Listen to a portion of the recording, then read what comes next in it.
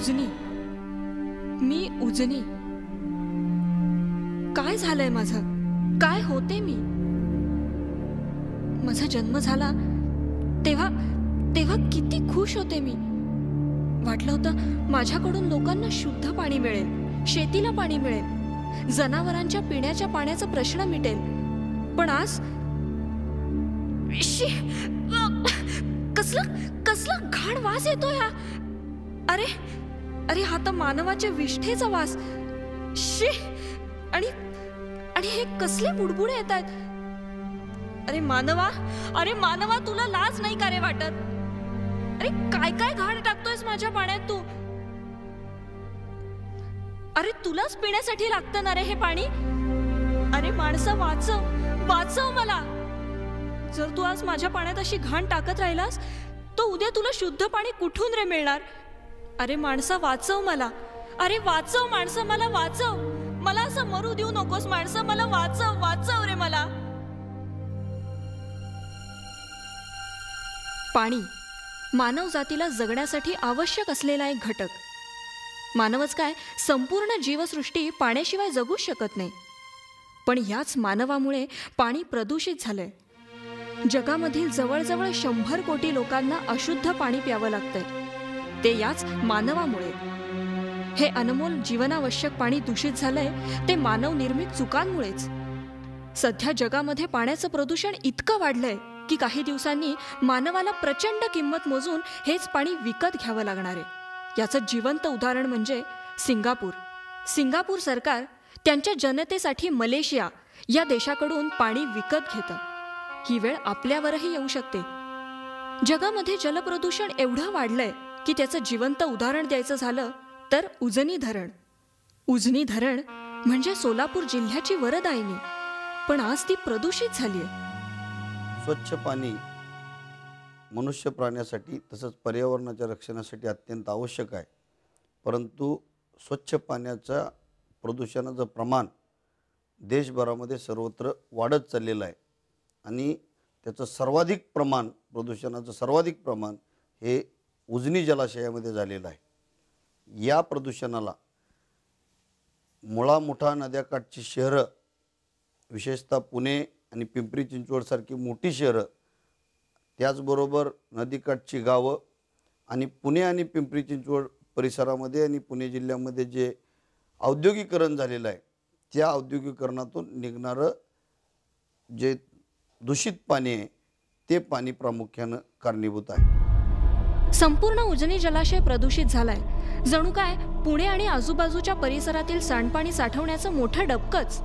उजनी धरणातलं पाणी प्रदूषित होण्यास पुणे आणि पिंपरी चिंचवड परिसरातून सोडण्यात येणारं सांडपाणीच कारणीभूत आहे. या 2 शहर आणि परिसरातून 900 दशलक्ष लिटर पाणी भीमा खोऱ्यातल्या 7 नद्यांमध्ये सोडलं जातं. उजनी धरणाच्या प्रदूषित पाण्याचं प्रमाण हे नदीत सोडल्या जाणाऱ्या एकूण पाण्याच्या 84% इतकं आहे. शहरातून जाणाऱ्या या प्रदूषित सांडपाण्याबरोबर घनकचरा, बेसुमार वाळू उपसा, नदी प्रवाहित नसल्यामुळे साचणारा गाळ, जलपर्णी आणि मानव हे प्रमुख घटक कारणीभूत आहेत. बेसुमार वाळू उपशामुळे नदीची पाणी शुद्ध करण्याची नैसर्गिक प्रक्रियाच आता थांबली आहे. आज जगामध्ये जवळजवळ 250 कोटी लोकांच्या शौचालयाची सोय नाही. त्यांना उघड्यावर शौचाला बसावं लागतं. ही परिस्थिती पुणे महानगरपालिकेपासून हाकेच्या अंतरावर आहे. या झोपडपट्ट्या आणि सोडण्यात येणाऱ्या सांडपाण्यातून हा मैला मुळा-मुठा नदीपात्रात मिसळला जातो आणि तो थेट पोहोचतो उजनी धरणात.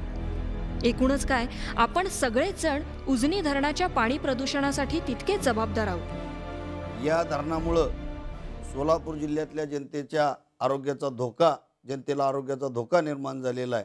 हे धरण वेळीच स्वच्छ नाही झालं तर सोलापूर जिल्ह्यातील जनतेचं त्याचबरोबर पशुधनाचं आणि शेतीचे देखील आरोग्याच्या गंभीर समस्या निर्माण होणार आहेत. एकूण आजाराचे 80% आजार हे दूषित पाण्यामुळे होतात असं साधारणपणे मानलं जातं. तर हे सोलापूर जिल्ह्यामध्ये दूषित पाण्यामुळे होणाऱ्या आजारांचं प्रमाण मोठ्या प्रमाणावर वाढलेलं आहे. आणि याला कारण उजनी जलाशयाचं वाढतं प्रदूषण आणि उजनी जलाशयातून निघणारी जी भीमा नदी आहे त्या भीमा नदीमधून वाहणारं जे दूषित पाणी आहे याच्यामुळं सोलापूर जिल्ह्याचं आरोग्य बिघडलेलं आहे. गेली 2 दशकं शुद्ध पाण्यासाठी आणि सांडपाण्याची योग्य विल्हेवाट लावण्यासाठी प्रयत्न चालू आहेत. पण 2010 मध्येही त्याच्यात काहीही सुधारणा झालेली नाही. दिवसेंदिवस नदीचं प्रदूषण वाढतच चाललंय. पुण्यात निर्माण होणाऱ्या सर्व सांडपाण्यावर शुद्धीकरण प्रक्रिया होत नसल्यामुळे ही समस्या उद्भवली आहे. विशेष म्हणजे सोलापूर शहर किंवा जी मोठी शहरं आहेत त्या शहराला जलशुद्धीकरण प्रकल्प आहेत, परंतु अनेक अशी छोटी गावं आहेत की ज्या गावांना नदीचं पाणी किंवा नदीमधून भूगर्भामध्ये नदीच्या पाण्यातून भूगर्भात मिसळणारं पाणी आणि ते परत विहिरीमधून किंवा कूपनलिकामधून मिळणारं पाणी ग्रामीण जनतेला पिण्यासाठी वापरलं जातं. ते पाणी देखील अत्यंत दूषित झालेलं आहे. परंतु या बाबतीत कुठल्याही प्रकारची सरकारी यंत्रणा इथं अस्तित्वात नाही, काम करताना दिसत नाही. आणि त्याच्यामुळं आरोग्याचा प्रश्न गंभीर निर्माण झालेला असला तरी देखील याच्या अनेक ठिकाणी या प्रदूषणामुळं होणाऱ्या आजाराच्या नोंदी देखील ग्रामीण भागामध्ये उपलब्ध नाहीत. 10 वर्षांपूर्वी राज्य प्रदूषण नियंत्रण मंडळानं पुणे महानगरपालिकेला प्रक्रिया न करता सांडपाणी नदीपात्रात सोडल्यास दंड आकारला जाईल असा इशारा देखील दिला होता.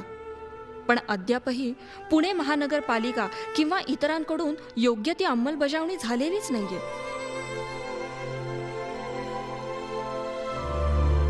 उजनी धरण परिसरातील पाण्याची प्रदूषणाची पातळी प्रचंड प्रमाणात वाढली आहे.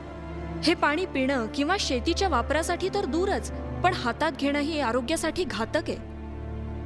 स्वच्छ पाण्याचे जे मानक आहेत त्याच्या तुलनेत त्याचा जो जैविक प्राणवायू मागणी, ज्याला बायोलॉजिकल ऑक्सिजन डिमांड म्हणतात,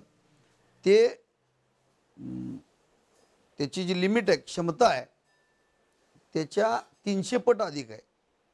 तीच परिस्थिती रासायनिक प्राणवायू मागणी, ज्याला COD असं म्हणतात, त्याची तीच परिस्थिती आहे.